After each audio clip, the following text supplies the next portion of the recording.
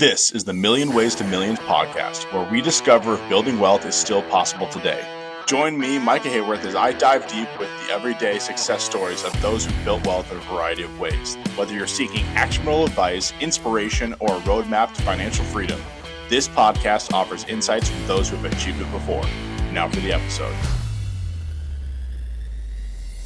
Andrew, thank you for coming on the show. You're welcome, Michael. Million Ways to Millions, a show where we like to highlight stories of people who went different routes in building wealth, showing kind of everyday people that it's possible. You don't have to, be handed everything in life or be upper class or whatever. You can just, put in the right strategies, put in some hard work, and be able to make it happen. But thank you for coming on. Could you just give me a quick overview of what your current portfolio looks like? Sure.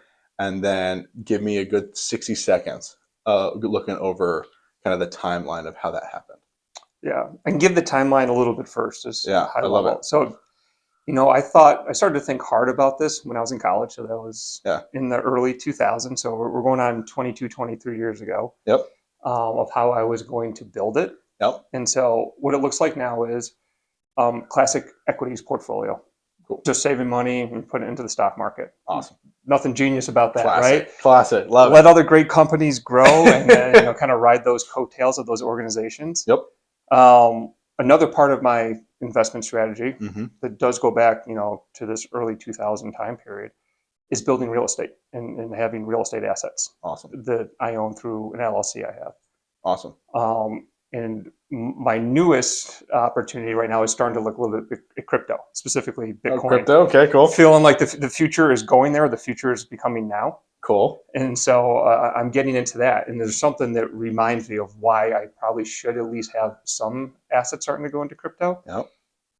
I was in business class in 1998 in high school. So this was before college. And our business teacher, and this is, we're still using VHS tapes. Okay. He's putting up this documentary of this entrepreneur. Yeah. And this person happened to be named Jeff Bezos. Cool. And Jeff Bezos saying, I'm going to sell these books online. And I'm like, first, who has time to actually sit and read? And two, who's going to buy a book online? And we're still in the era of going from dial-up internet to like cable modem internet. Didn't see the future of what that could have been, right? Cool. Looking back 23 years ago now, or 25 years, but I wish I put some busboy money into Amazon at its IPO in 97. Love it. Realizing that maybe something like a Bitcoin is going to be part of our future. Yep. And so I'm starting to add that now into my current portfolio. And one other investment vehicle that does go back to equities is I'm very lucky to have an employer-sponsored 401k plan that I contribute to. So you don't even see it. It comes out of your paycheck. Awesome. Employer match, I do add a little bit more. And hopefully I don't never have to touch that money, but it's going in every pay period. Love it.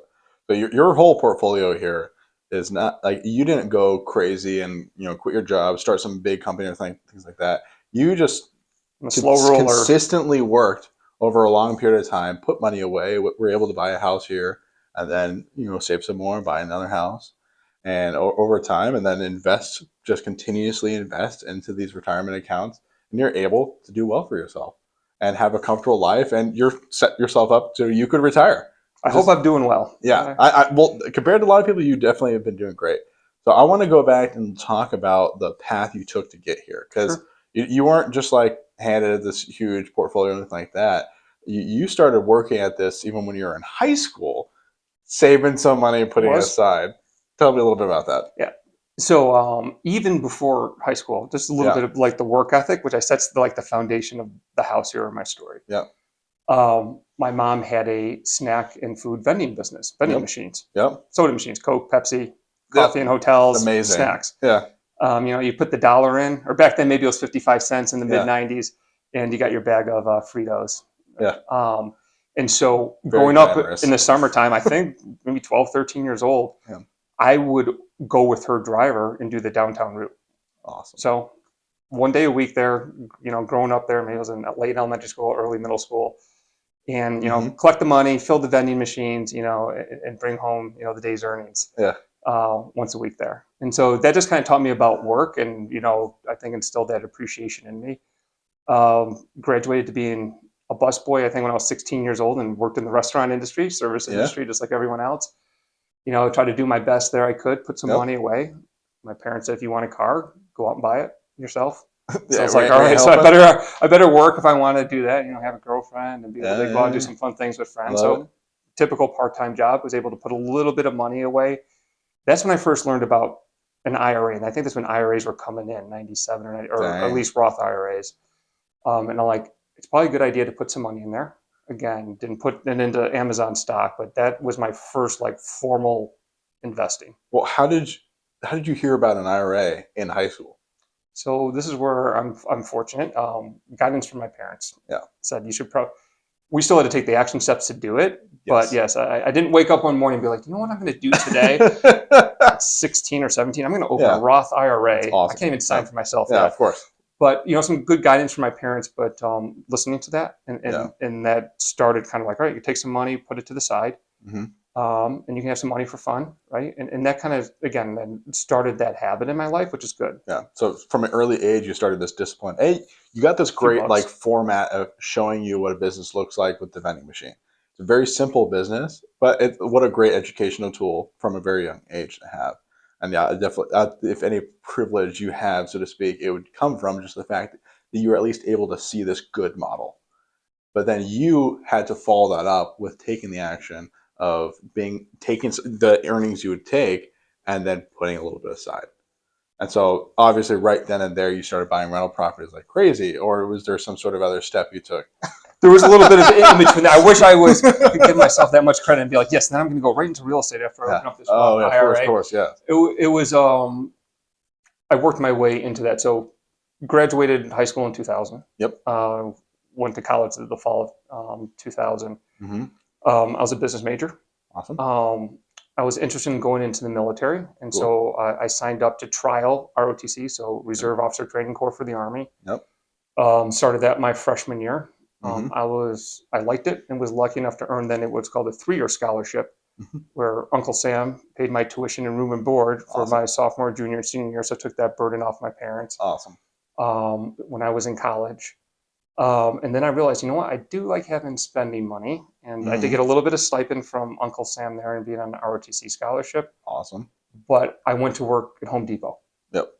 And worked in lumber building materials. I'm like, I know people use this. They're either fixing up their home, but then you also have these contractors. Mm-hmm. And then you have these people that have their real estate portfolio and they're coming in to fix their stuff up. And you kind of learn from them. And so I remember it was the spring of 2002. Yeah. I was in this, what's called econometrics. I didn't really even understand at the time, but I had to take this course to be a minor in econ. Uh-huh. And my professor was going through all these complicated math equations. I was trying to follow along. Yep. And then I would kind of fall into daydreaming. Then I just remember in my notebook, I'm like, keep investing probably in equities. And I need to be able to buy a property that creates cash flow. And I jotted that down. I had this little circle of me kind of in the middle. On your notepad. On my notepad in college. I'm like, okay, the math equations going up there are this works. This works. Okay, yeah, way over my head. But I remember vending machines, collecting cash, make a profit, put some to the side. Piecing it together. Buy some stocks. Okay. Yeah. And now if I can add some real estate that adds some cash flow and you have the underlying asset. I haven't done this yet, but this looks good on my 8.5 by 11. Yeah. I love it. Notebook. And I remember writing that down. And that kind of became then this is my life's plan. So I guess if you look back, that's 22, 23 years ago, right? And I'm like, I'm going to find a duplex because that's what my parents had a couple of them. I'm like, that's what I'm going to start with. Make some cash with those. So I did have an example in my life. It didn't just you saw it. But again, it's not like your whole portfolio was bought for you. You started saving your own money in order to start this up. That's it. And so I worked at Home Depot, and it was my sophomore and junior years. Mm-hmm. And then I started to put money in an employee stock purchase plan. I'm making $8.75 an hour. That's before taxes in Rhode Island. At Home Depot, part-time in college. And the great thing about Home Depot was I could transfer back to a store in New York State where I grew up in the summertime. So it was just perpetual. So you're just working year-round. You're working now year-round, doing pretty well in school, doing ROTC, having some fun still. Yeah. And I think I got up to $1,600 in Home Depot stock, $1,500 or $1,600. And in 2023, so now I'm a junior in college, I cashed that in and had some extra cash for New York State first-time home buyers program that allowed you to put down 2.5%, and I think you borrowed the other 2.5% to get to 5% on a 5-year loan for the down payment. Awesome. I know like leverage is sometimes scary, but that's where I learned a little bit about leverage. So I'm a junior in college, going to my senior year. I'm like, we identified a house in the city of Rochester, New York, not the best area. Sure. It had a new roof. It was $44,000 at the time. The whole property. The whole property is $44,000 with a new roof. I'm like, benefits. Do what? You're young. Just do it. Let's do it. Cashed in the stock. Took the first-time home buyer program from New York State to help with the down payment loan. Paid that off over 5 years. And that was what? Got a 30-year mortgage. What's that down payment look like? Like $4,000 or $2,000 or something like that? I think it came out to be about $5,000, like almost all in with, and then they covered like some closing costs on a $44,000 property, upstairs, downstairs. I think maybe they were renting around $600 at the time. Fast forward to 2024, that house just got all vinyl siding, 26 new vinyl windows, new Still doors. have it. Still have it. And Zillow says I think it's worth $129 today, and I owe $21,000. About 8.5 years left.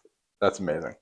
So yeah, you just started from a very young age. You saved some money together, took advantage of a highly leveraged loan program that's available to you, which is awesome. And that was that's one of the kind of the.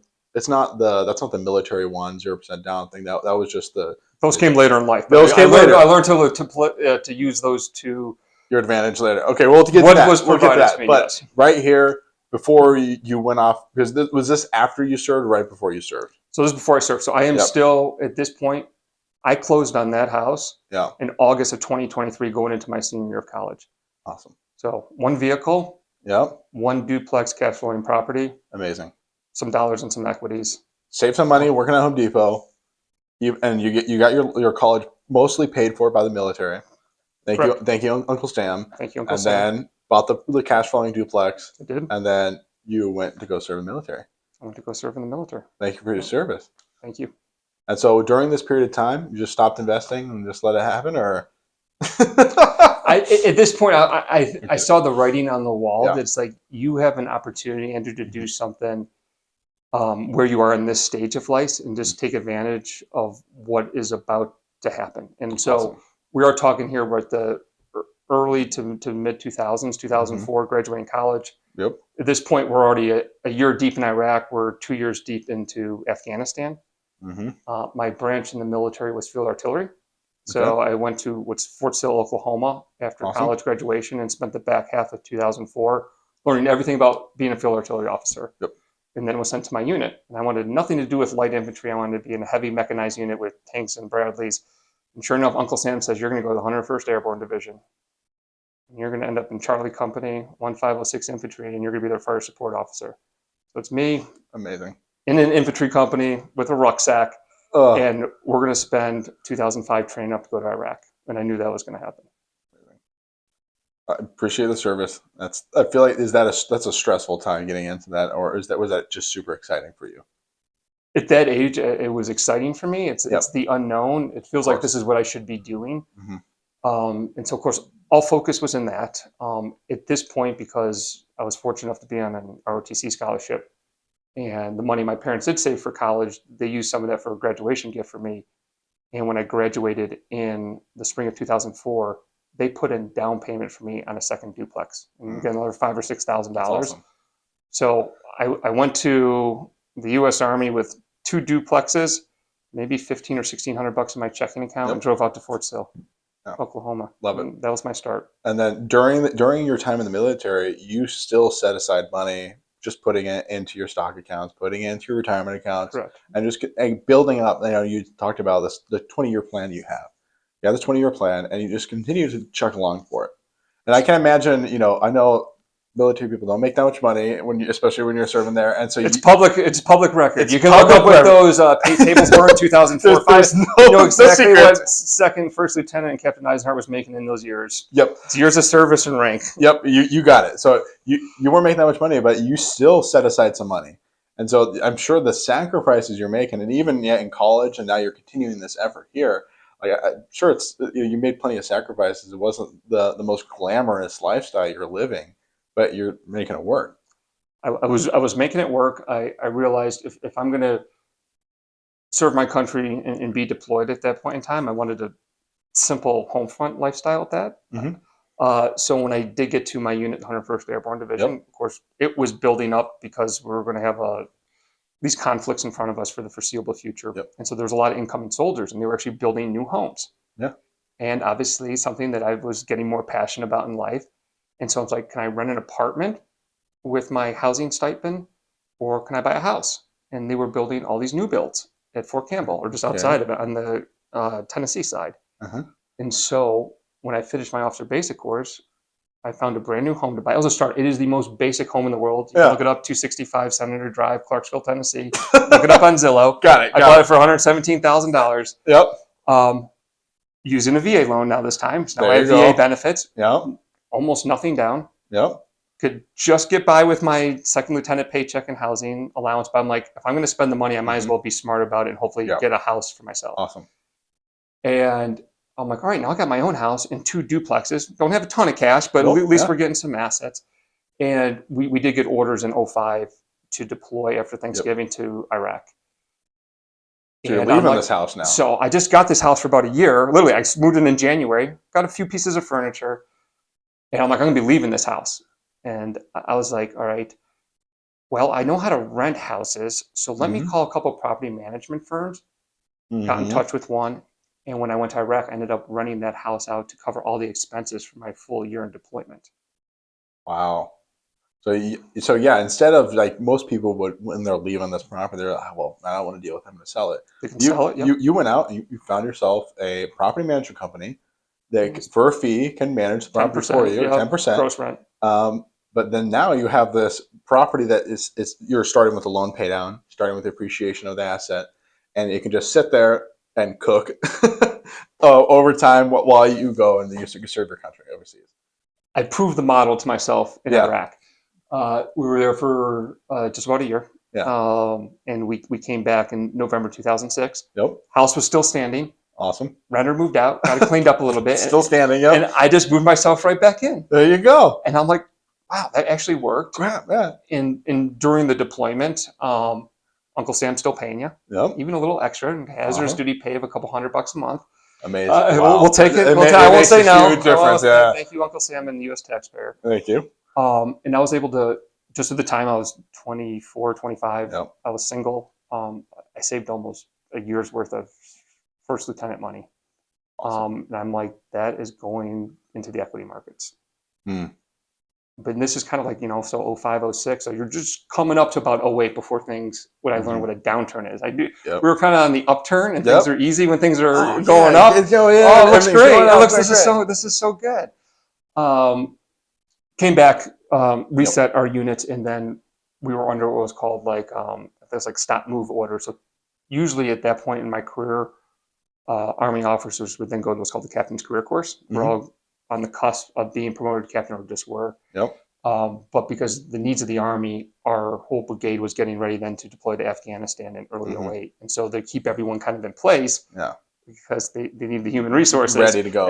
Ready, and to retrain and have some experience. And then you go to Captain's Career Course after your next deployment. I'm like, all right, I've seen this reel before. We're going to do this.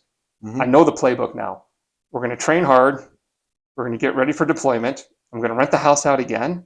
And I'm going to save some money. Still single at the time. Promoted, I think at this point I'm a captain, so I'm making a little bit more money. And I ended up banking almost a whole year's worth of paychecks. Rented the house again, and never ended up moving back into it. So you left your house again, and to go move and start preparing to deploy again. So I was actually back in the house after Iraq, up until we left for Afghanistan. We went to Afghanistan. House is empty. Army moved all my stuff out again. Repeat the playbook. Get renters back in there. Different property management company, actually the one I still use today. So I've had a long-term relationship with them. Awesome. Shout out to Horizon Realty Management in Clarksville, Tennessee. Thank you. Appreciate it. But then again, this whole time, you also have those 2 other duplexes. They're still cash flowing. They're still cash flowing, just sitting there, just doing their thing. Whenever you're deployed, you rent this one out. Amazing. And then you come back, you go to deployment again, do the same thing you've been doing. Again, step it or repeat, where you just continue to put money aside. Correct. And then did you wait until you came back stateside before you bought your next property? So I was in a transition period then. So at that point, when we came back stateside, kind of in the beginning of 2009, after Afghanistan, That was the decision. Are you going to stay and maybe make a full military career here, or at least maybe 20 years? Yeah. Or are you going to separate from the military? And a lot of what we call junior military officers make that decision at this 5 or 6 year mark.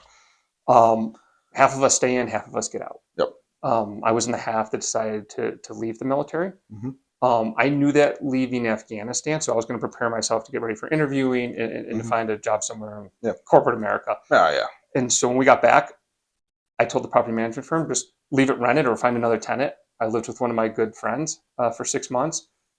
Went off, did a bunch of interviewing, and ended up in the medical device space in 2009. Awesome. And so now I have to relocate again. And so use VA benefits. I did live in an apartment for about 6 months, got into medical device sales, had to move to Louisiana. Didn't know anything about Louisiana outside New Orleans is a good time. Yep. I was in Shreveport. Good to know. And all right, I know this playbook a little bit. Let's buy the starter house. Okay. Don't want to rent. I'm like, if I'm going to get paid and have to spend the money, I'd rather have the asset than having to just pay rent. Nothing against renting, just it was a philosophy. I definitely, after 10 years now, it formed. So I bought a starter home, which I still have to this day. And that gave me at that point 4 homes. Yep. So the one back when I was in the military outside Fort Campbell, I ended up quick claiming that deed out of my name into my LLC. Okay. Yep. The same LLC that held the duplexes, and then had this starter home in Shreveport, Louisiana. Perfect. So you have the one entity that owns these other entities on your behalf. Now, when you bought that second house with the VA benefits, now you can kind of educate me a little bit on this because from my understanding, you could only buy like one house with those benefits. Now, are you refinancing so that you can use that loan program again, or what does that look like? Yeah, it's up to a dollar amount, and I have done that where I've refinanced out of those in order to buy the next property.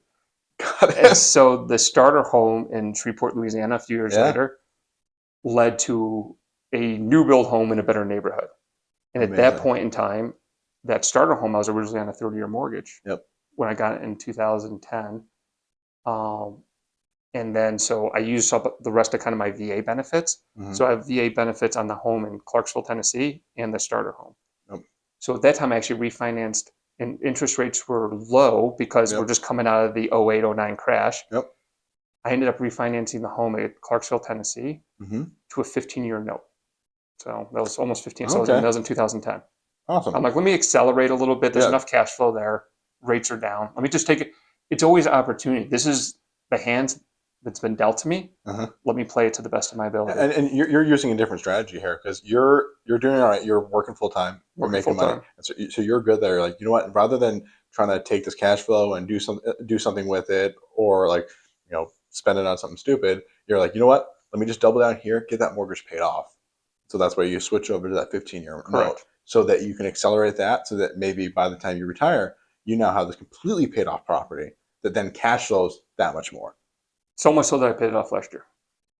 Congratulations! There you go. So that plan worked in the end. There you go. It took a while. It took 13 years to get there, but it did work. And a decade goes by so fast. And my father told me, he's like, try to stick to the 15-year mortgages if you can. I mean, sometimes with cash flow and stuff, you got to start 30 and then work your way down, or pay down principal as you see fit over time. But at that time, to move now to this brand new build in Shreveport, which would have given me 1, 2, 3, 4, this would have been the 5th home. I had to do a refi to free up some VA benefits. And that way you could use that VA loan again. On this new home that we're going to move into. And by doing that, I was just the timing of the market, interest rates were coming down because we were getting out of the 08, 09 recession. Refinanced that home back in Clarksville, Tennessee on this 15-year note. Freed up cash to now buy another home using my VA benefits. Number 5 here. Number 5, which is my new. They always seem to be my primary residence at this point. Yes, you got to go live in it. And with no money down. And that cost me $244,900, brand new off the builder in 2012. I love how you're just stumble into this. You didn't stumble into it because it's this plan you had all along. It's on econometrics. I was like, these real equations, estate. I don't get it, but I do get this. In college, you're sitting there like, okay, real estate, circle, yes, this is what I need. But you discover this VA loan benefit that you get from serving, and you're like, I'm gonna take this for all it's worth. The gift keeps on giving. So you keep on racking that thing up. So you don't even have to put big down payments. You got to pay some closing costs and stuff. I walked away with a check in my pocket from that closing. I literally got paid to paid. sign my name. So you go and serve our country for was it 4 to 8 years? 5.5 years active duty and a couple years in reserves in Louisiana afterwards. So 5 to 7 years in total. You'll serve our country, and then you're using this benefit over and over again to just continue to start these funds where they're just sitting there and they're paying itself down. Yeah. Like, it's not that you're taking a crap ton of cash from them, but you just put it in the background, let it do its thing, and you just forget about it. It's the magic power of depreciation that comes with it to help with your tax returns. It's paying down the note on it. Yeah. And then this great thing called appreciation. Amazing. So you're just 20 years of just doing this again and again, and it's not like you're trying to do some fancy thing. You're still enjoying a decent life. You have a full-time income that you're living off of, but you're Correct. Being strategic on putting some money aside here, putting some money aside there, living a little bit below your means, so that way you're not spending all the money you got, and you're continuing to start these little wealth generators. Yeah. And so that was kind of the Shreveport phase. I had an opportunity to move here to the Twin Cities in 2014. So that means I got to leave the new build house. Yep. Okay, so what do I do? Andrew, follow your playbook. Quick claim deed it. Use a property management firm, which I used on the starter home in Shreveport, which I already had a relationship. Put renters in. Fast forward to 2024, still own that house, and we're on a good trajectory of paying that down. And so with the quick claim deed, and let's kind of break that down. Sure. What is that tactic, and what's the purpose of you doing that, for those who may or may not know? Yeah, good question there, Micah. What the quick claim deed is doing is taking out of my personal name and putting it into an LLC in which I am the sole member of. Perfect. And so it just removes liability from me personally to the business entity, which is my real estate holding company. So before you start renting it out to these tenants, correct, you go move it over there. That way, someone slips and falls, they're not suing you personally. Suing my company. Yeah, you sue your company. It limits liability. They could still take the house, but they're not going to take any more than that. Correct. Perfect. Awesome. All right. So then you move to the Twin Cities. Step and repeat. Here we go. So we got the playbook at this point. Very exciting stuff. It's starting to formalize, and I'm like, I'm a person of average intelligence on my best day, but I'm like, okay, I got a little bit of a track record going here, so I'm going well. You got to fine. I got to start an apartment a little bit to get our feet, just a new area. Okay. Wow, real estate is more expensive here now in the Twin Cities. So that was a little bit of a wake up call. Oh crap. In my risk tolerance there. So I'm like, I need to save a little bit more this time around. Yep. So I ended up actually in an apartment for a few years. The first time I was like in St. Louis Park, great area. Yeah. And in 2016, found the right property. VA loan. Let's get in it. And now just add this. In between getting that property and moving up, I found another rental property back in Rochester, New York. Okay. Through agents in which we built a relationship that got us into all these duplexes. And this was kind of graduating a little bit. This was in the suburbs, kind of like also a starter home. There you go. And they're like, it's $65,000. It's bank owned. We can get you through the foreclosure process on it. And that's the first home, any home, that I paid full cash for. Dang. I just bought it. Awesome. But this is, again, you just have your LLC. And so I'm in an apartment, but then I buy a house cash because I'm like, I think I'm going to invest first. Isn't that backwards? At this point, I'm like, Andrew, I think that's the right move again. Yeah. You know what? No, be in an apartment for a few years, then you'll find your right home in the Twin Cities. But this cash you got, it's again, it's not like you're making multiple six figures, but you have this LLC that owns all the rentals, these 4 or 5 properties now, and just over time, you're putting that extra cash flow into the bank account that this LLC owns. Yep, LLC's got its own bank account. It took 10 years or whatever it was, and then you were able to save up enough money that the right opportunity came up, and you were ready for it. Cool, we can throw that. With all the intentions to finance it. Yeah, all the intentions to finance it, and you're like, this is a good time. It's a good strategy for the time being, and it worked out, and you're able to use that money that you had saved up and you had been ready for and deploy it on this asset. And Michael, what's interesting about this was the first taste of what it's like to have a cash flowing property with no debt on it.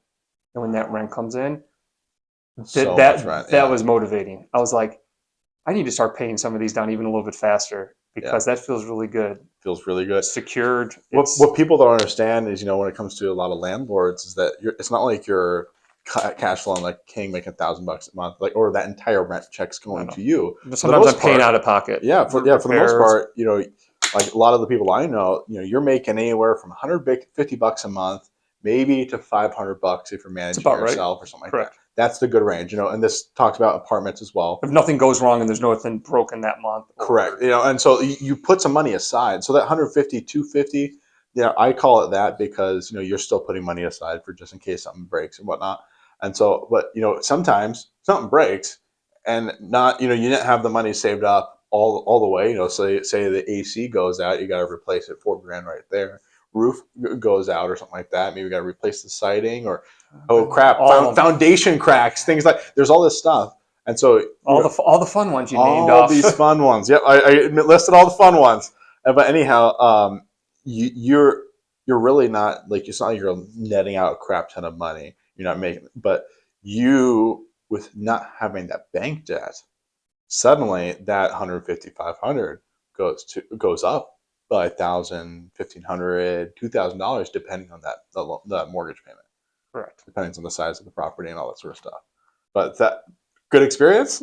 Would do again. Would do it again. Would do it again. Would do it again for the right one. And it's interesting just because when I bought that, I had to put some money into it right away. It was not turnkey. Nope. Obviously, it was distressed, so we bought a little under market value. Been very fortunate to have tenants in there stable since actually 2018, haven't turned over. If you go to Zillow today, this says that house is worth $185,000 and it's been up to $199. And again, I paid $65,000 for it in 2015. Amazing. With about $8,000 in it. So in 2015, you pay that, and you said today, 2024, it's worth 185. But there's a little bit of time between there. But again, it's a simple game of you move somewhere. It's simple as long as you execute on it. And I love seeing this track record you have of where it's just like, okay, I save up some money, you buy that first duplex. You were gifted that second one, and that's amazing. But then you've been managing it for 20s of years. 21 years. 21 years now. But that wasn't what, 21. It's not like that second one is what really set it off for you. You just continue to do the same thing, used your VA benefits. You used to have to buy 4 houses now. 5, 6. 6 now? Yes. And so that at this point, you keep on repeating that process. We're graduating up to the level of home too with each of these progressive uses of the VA loan. Yeah. Maybe there's a little step down there for the starter home, but the next home definitely made up for that. And a little nicer house, and the home then in St. Louis Park, and then to the home I'm in right now. Awesome. And so at this point, how many rental properties do you have? All in. Yep. So I have 5 single-family homes and 3 duplexes for a total of 8. Awesome. And then ownership in a family LLC that owns 2 more duplexes. Perfect. And we're looking to parlay that into an owner finance deal for $1.5 million with 3 duplexes and an 8plex. All right. So, making some more moves here. And so let's break this down a little bit. So at this point, you got your 8 rental properties. In my LLC. In my LLC, correct. And now you're a primary residence, which is a 9th. Yep. And now you're starting to do this new opportunity with the family LLC. The family LLC. So you and your brothers and your parents are kind of pulling your resources together. Correct. And just let's dive into that and explain kind of what you're doing there. So it would be kind of in parallel with the same strategy that we were employing. Get these duplexes, create some cash flow, pay down the mortgage balance on them, and in the future, hopefully, we're a little bit better off, right? Sure. And so we started to rinse and repeat that in the early 2000s, and then following that. And so in 2009, we're like, we should just start a family LLC and hold maybe at least 1 property in it. Yeah. And we can use, the proceeds from that, like we all get together because we're living out in different parts of the country for like the holidays to go out to dinner. We don't feel bad if we spend a $1,000 meal. We do like once a year. Well, and these are all tax write-offs too, because you're having an LLC, a corporate meeting. This is all legal tax strategy stuff. Everyone does this, and so if you're able to tie it to a business expense, you can help write it off and spend the LLC's money. So it's kind of just like a fun account for the time being. But now you're also, I know we had talked about a little bit. You're trying to use this to kind of leverage a little bit more into the private lending game, which is a really, really cool thing. So this one LLC owns just 2 duplexes. Now, then they got a second duplex back in 2021. Yep, 2 duplexes. So it's a small LLC with 2 duplexes in it. Yeah. that create some cash flow. Over the course of the last 20 years, Yeah. that you guys put this together, made it work. It's working there. It's humming along. The cash builds up Yeah. over time because no one's really spending it. Yeah, awesome. And the repairs are, have been pretty moderate Awesome. over the Love years. One is now owned free and clear, and the other one, Perfect. I think maybe the balance on a mortgage is like $35,000. And these homes, just for our audience here, are probably worth maybe around 100 to 115,000. Yeah, they're not these amazing, not worth a ton, huge houses, and you bought but them. have some value. You bought them in strategic areas, did. So ones where, like if you're at the right price point. If you're in Minneapolis, you're paying $300,000 or something like that for. It'd be equivalent to $350,000 or $350,000 home. You bought it in a good area. The rent versus the income, the price makes sense. So, but how do you turn this into this whole private lending operation we've kind of talked about? Correct. So that was kind of like the next evolution in like my real estate journey, along with some of my family members, is you can't always acquire a property, or you can't always go acquire one and fix and flip it when you have, full-time careers. Yeah. But you worked a full-time job this whole time. Full-time job great career. But what you can do is, in your spare time, you can network with other like-minded individuals that are into real estate. And for some, that is their full-time job, is real estate investing. And to be a successful real estate investor, you need capital. Yeah. Which I learned. I used VA. Mine happened to be VA loans was my favorite choice. Amazing. There. Home Depot, saving money in Home Depot in college, and and putting some money inside of my career to invest in it. There are others where they need capital now and are willing to exchange, a pretty good return from an interest rate standpoint to use your capital. Awesome. And so we had the family LLC. The money is sitting there in a business bank account. Smart bank.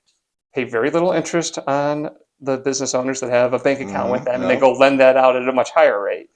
Well, why don't we use our own cash and lend that out, right, to make a larger return than just sitting in this bank account? Amazing. Now, there's a piece of leverage that's actually in between, though. Yeah. There's a duplexes creating cash every month going into a business bank account. Yep. Cash flow. Cash flow.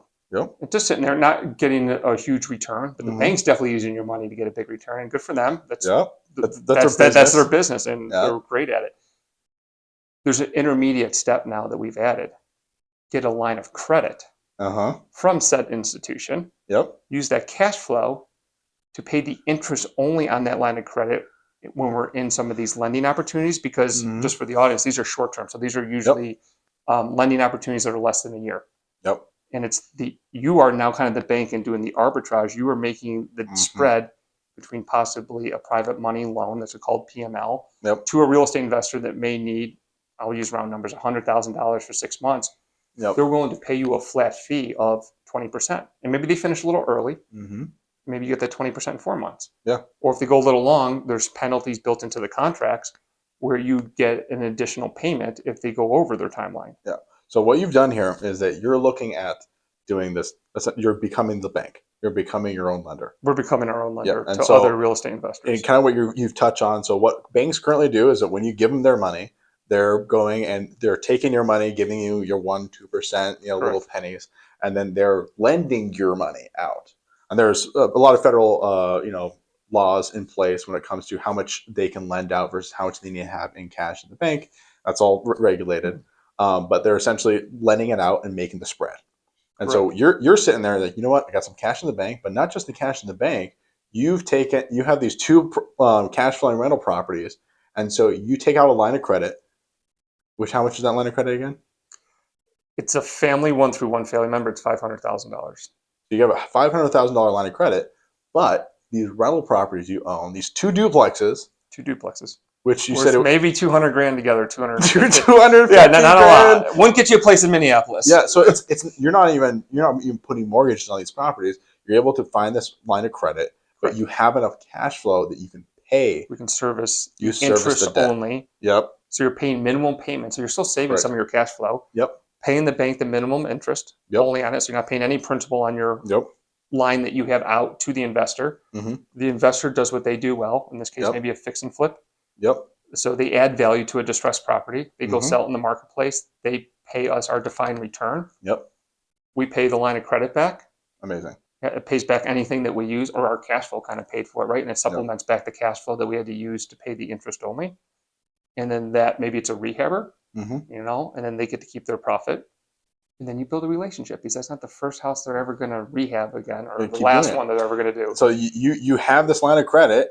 You take the line of credit out. You give it to this investor. Correct. They go do their thing, and then they give you 35% interest on this loan. 20%, 25%. And so this is a common thing. It's like hard money lending, private lending, both these things. But these very flippers, common. They're very well-known tactics within the real estate community. Yep.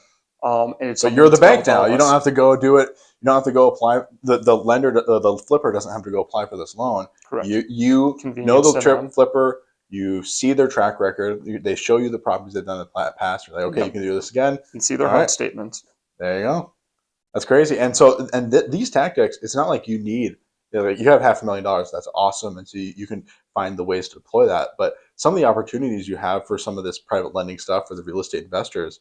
It's like a couple grand sometimes. It is. Or you could just be the matchmaker and get a percentage of it. Yeah. So you can find someone else that maybe has $50,000 laying around, one of your friends, coworker, whoever that may be, grandma, right? And know a real estate investor that needs that. And you take a small cut of being the matchmaker. What's that cut look like typically? Do you know that? So, I mean, it's all privately negotiated. You can make it 5%, 10% deal. It can be part of the profit. That's the kind of the beauty and the creativity of this, which I'm really attracted to is there are kind of no set rules that you have to follow that's out of a textbook. It's all custom to the situation in front of you. And just being able to work with the parties to agree. This is the one rule. It has to be a win-win-win situation. Yes. Everyone's got to receive value out of the relationship. Well, the flipper is able to get capital in order to do their deals. Correct. And whoever, when they're buying this house, no one wants to buy these houses. And part of the reason why some of these flippers need these loans is because they're buying houses that can't be bought with traditional bank financing. Right. They're in some rough shape. Yeah. So most bank loans, and a lot of people don't know this, is that most of these bank loans, they have to be in livable condition. Correct. For getting a retail traditional mortgage. Yeah. And so these flippers, they're buying these houses, crap holes. There's no one can live in them. There's a hole in the ceiling. They have all the copper is stripped out or something like that. So these flippers are willing to go take a high interest loan, buy these properties, and then do all the work to rehab them, and then sell them to somebody finally in a condition where a traditional buyer can actually purchase the property with one of these traditional loans. And so again, great value here. The end buyer ends up getting a good property that they can actually buy. The flipper ends up making margin there, and then you're making money to float them this money for this period of time, and you're making your 35% interest. At one point, I thought I was going to be maybe an investment banker. I thought in high school that was the right thing to do. And I kind of read about it, and nothing against traditional maybe investment bank, or especially like a trading desk at a large bank. It's just making money for money's sake. This is making money in doing, in this case, maybe residential redevelopment that adds value back to communities. Amazing. And so it has a very just cause. If you ever read the book, kind of Infinite Game. Yep, I love that book. Great book right there, right? And so we're making our communities better. Yep. And that's why, to me, it does have to be a win-win-win, because there's usually like 3 or 4 parties that are involved with that. The finances and doing well is a byproduct of that. I think some people get caught up with the idea of people making money and making these margins and stuff like that. But I think the best way to think about it is you're creating value. You have to create value somehow, to someone, some way. If this flipper kept on making crap hole properties, guess what? People are going to stop buying them.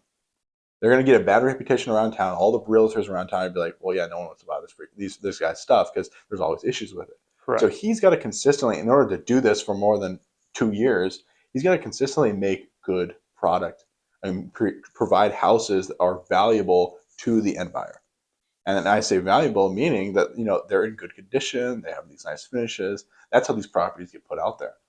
And then on top of that, you need to have a great relationship with this real estate investor, where the investor is able to get you your money back, but then you're able to provide the value of the investor not needing to front all this cash. And so there's all perfect ecosystem. There's a great work, people working together, which I think is why all these a lot of the real estate investors I've met, and we both met at one of the Minnesota Real Estate Club in town, which I love that group. And I'm always surprised at these real estate events of people who are just the nicest people you could ever meet. And it's not like they're these money grubbing guys. Yeah, there's a couple of those. You got to watch out for those. But for the most part, there's these people who have this amazing mindset And I think it's because there's this just infinite mindset in their mind. The wealth is not finite; it's infinite. It's the go-giver mentality. So I'm a big follower of, never met the person in my life, Pace Morby. Yep.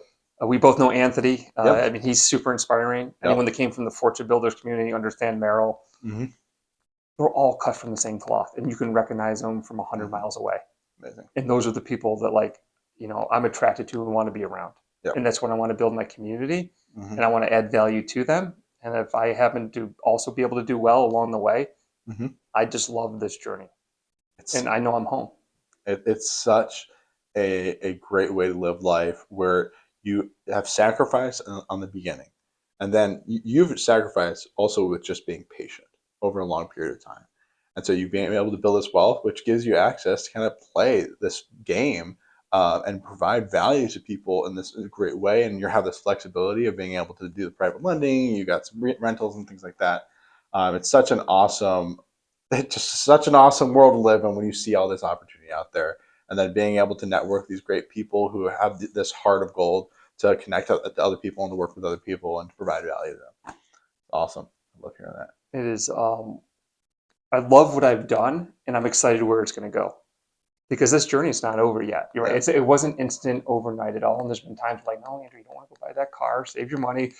Make this investment first, right? Eventually you'll pay yourself. Awesome. I've had some good fortune my way along this journey. Yep. But it's very doable, because I keep going back to thinking, you left your parents' house after college graduation, came home for a couple of weeks before you went to Fort Sill. You literally left with $1,500 or $1,600 because you spent all your other money kind of getting two, or at least one duplex going, and then you were just starting another one. Yeah. And that's where it started. Awesome. And then you find your formula. And then you just start working that formula, but it doesn't happen overnight. And I got a ton of failures along the way too. It has not been it's not been the Autobahn all the way around. There's been some. I got to get over the Rocky Mountains here a little bit, and I've fallen hard on my face several times. Yeah. But you persevered. You sacrificed in the midterm. You took the hits when they came, but you continued to go on. You took some risk. Like there's a lot of risk involved. Where you've definitely fallen on your face already before. But some scary moments, yeah. In the end, it's really worth it. Definitely. And I don't even know what the end looks like yet. Yeah, I just know where I'm at right now. And I'm super excited. We've had a lot of great conversations about the private lending you're getting into and some of the other ventures you want to try out. And I'm super excited about that. And I'm excited, we're friends, and excited to see you continuing to do better and better. And maybe we work together a little bit too, which would be great. I'm looking forward to that. Super excited about that. So, taking your journey the past 21 years that you've been working hard at, what is some advice you give someone who's just getting started, who's in various financial situations, but they're like, hey, I want to start building wealth one way or another? What's the best advice to give them? That person needs to kind of find their tribe or their network. I think that, right? Because you're going to need a community of support. That starts with your own family, or maybe those outside of your family, where that if this is a goal that you have in your life, find others that are on that path or have made some accomplishments along the way towards those goals, right? You got to just surround yourself, I think, with that good energy and some examples, right? Not all of us wake up in the morning and be like, oh yeah, I got to go open a Roth IRA and start putting 15% of my paycheck in it. Unless someone kind of tells you or guides you or shown the way that they can. And also it's people who can encourage you in the downtimes, because it's hard enough as it is. You don't need somebody. That's when you really need something. It's easy when it's easy. You don't need someone nagging over your shoulder, being like, "Oh well, I knew it. Yep, the AC went out. That means you got to quit it all. It's such BS." But you need to have people that are willing to encourage you and be like, "Yep, it's part of playing the game, man. Keep going at it." So I remember this back in not that long ago. So this is 2020. So I'm done this for a while. Yeah, and maybe I got a little too far ahead. I'm like, the part of real estate I didn't really master was like, I need to learn how to fix and flip. Real estate, you got to fix and flip. Oh yeah, because you're part like you can do rent. It's easy to collect the rent. Sometimes it's actually hard, but but like you got to fix and flip, right? Yeah.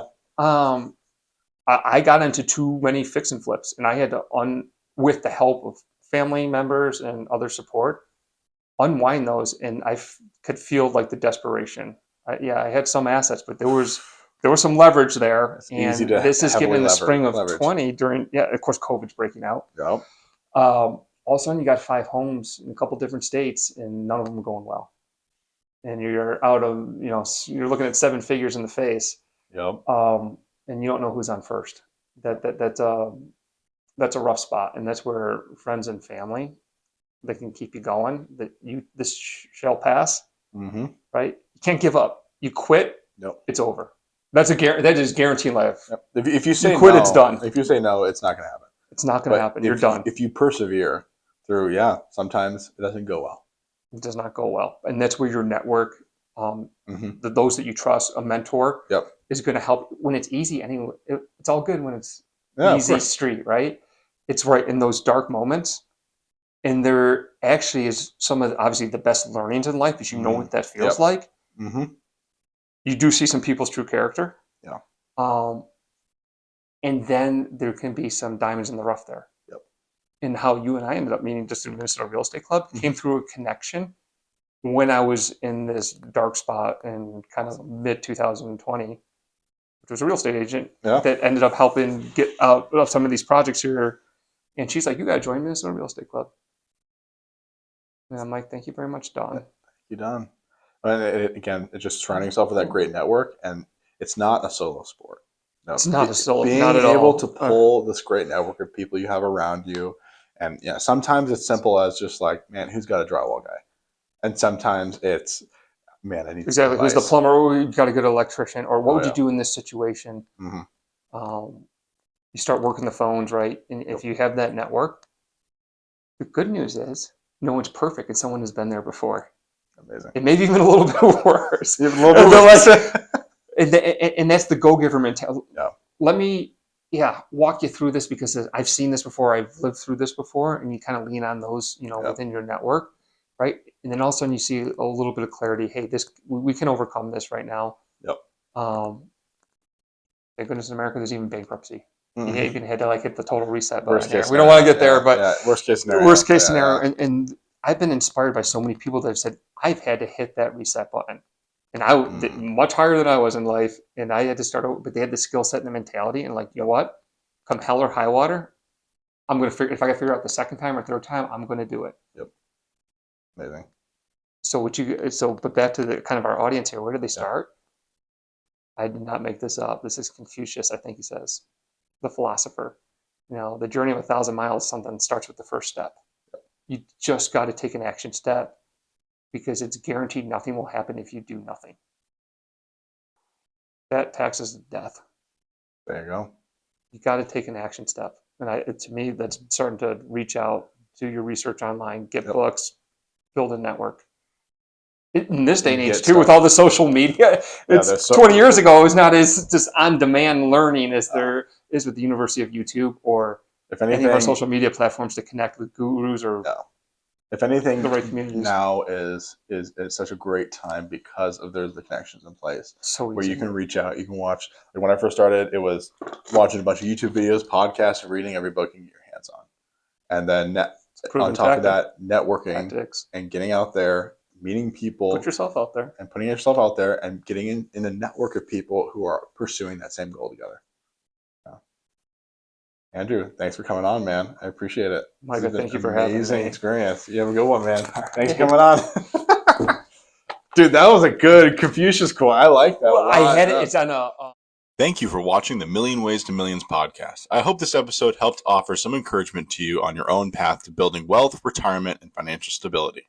If you like this episode, please consider subscribing on your podcast platform of choice. If you want to watch the video version, check it out on my YouTube channel, Micah Haworth.